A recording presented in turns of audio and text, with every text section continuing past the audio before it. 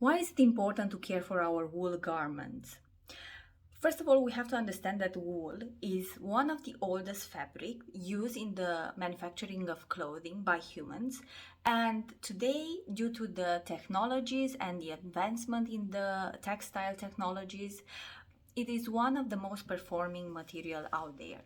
First of all, wool is a natural product, right? So, surprise, surprise, it comes from the fur of some animals like sheep, goats, llamas, alpacas, to name just a few.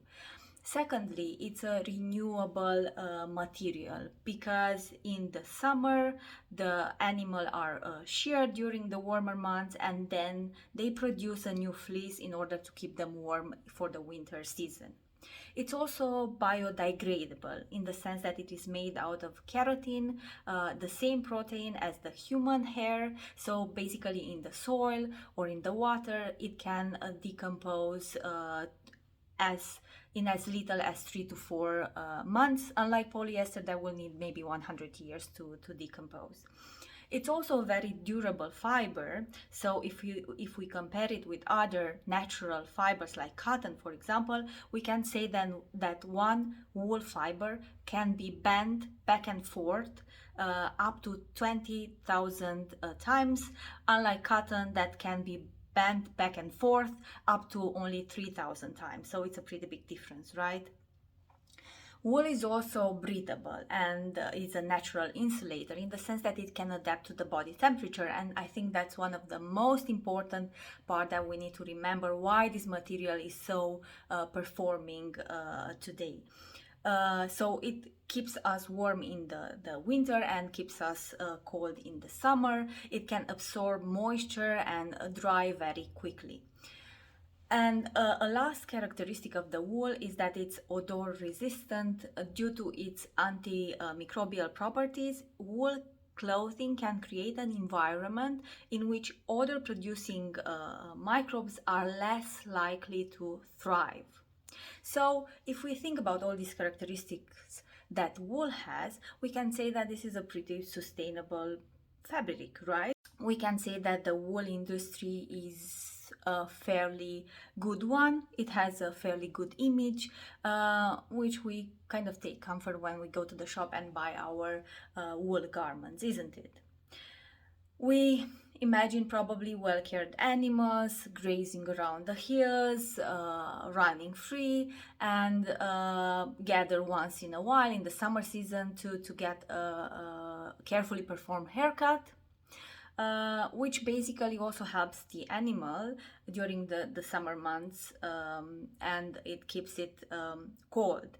So it's a win-win situation. But the reality is not like this. Due to the high demand in wool, due to the overproduction and overconsumption of wool, there have been discoveries of several animal cruelty practices, even in the sheep farms that were supposed to be ethical. And what is shocking is that several surgical procedures like mulesing and tail docking have been discovered as being conducted with knives and no pain relief. Most of the wool that we see on the market comes from sheep, with one of the most well-known breed of sheep called merino sheep. Having been shocked by these countless undercover exposés about animal cruelty practices, including in the sheep's ethical farms, some people consider alpaca wool a kind alternative to sheep's wool, as it is often marketed as small scale and sustainable in the industry. Unfortunately, an investigation into the leading production country of alpaca wool, which is Peru, has shown the opposite to be true. Following the release of footage showing alpacas suffering as they are tied down for shearing, some of the fashion brands have decided to ban this fiber from their production. Another well-known fiber within the wool category is cashmere, which is derived from the undercoat of the Kashmir goats, a specific breed of goats originating in the region of Kashmir in India. Kashmir, as we know, is more expensive because the annual volume produced is much smaller than that of the merino wool. The merino wool and the Kashmir wool, they are usually linked together because they are more fine than other type of wool. As mentioned, the wool used in order to produce cashmere in clothing is only from the undercoat of the goats, and gathering the undercoat is an extremely laborious process. While sheep and alpacas, for example, are shorn for their wool, it's goats who are most often combed for cashmere production. So you can imagine that this process implies that goats are roughly combed for 1 hour on average with sharp tooth metal combs. So this is a long, stressful, and grueling process for the animals. No matter how we want to look at these processes, we can understand that these are really problematic, and not only for the animals, which is an important part of it, but also for the environment. In the sense that the agricultural side of Kashmir does have planetary impacts. For example, 65% of Mongolia's once biodiverse grasslands have been degraded due to Kashmir goat grazing, as well as the impact of the climate crisis. The breeding of ruminant animals like goats and sheep who burp methane is responsible for 472 million metric tons of CO2 each year.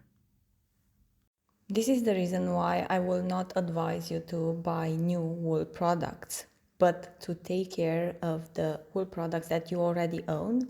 And I put together here some slides for you that will help you care for your wool garments in order to last longer in your wardrobe. Invest in a piling brush to remove any fuzzy balls from your wool clothing.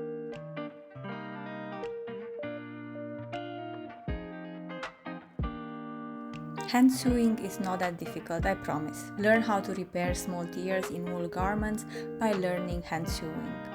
Remember, wool is an odor-resistant fabric, so only wash it when it's necessary.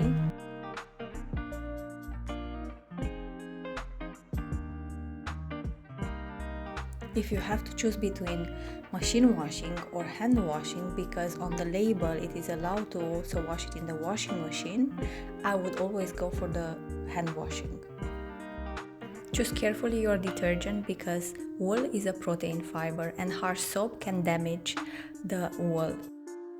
Don't use hotter water than 30 degrees or less, the colder the better, and no twisting, ringing or abrasion. When rinsing, follow the same recommendation and make sure that you rinse it into clean water in the same temperature as the one you washed it in.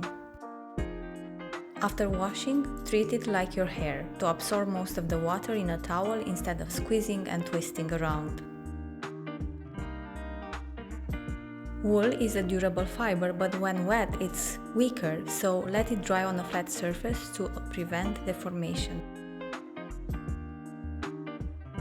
If the damage has been done, then you need some recommendation how to unshrink your wool garment.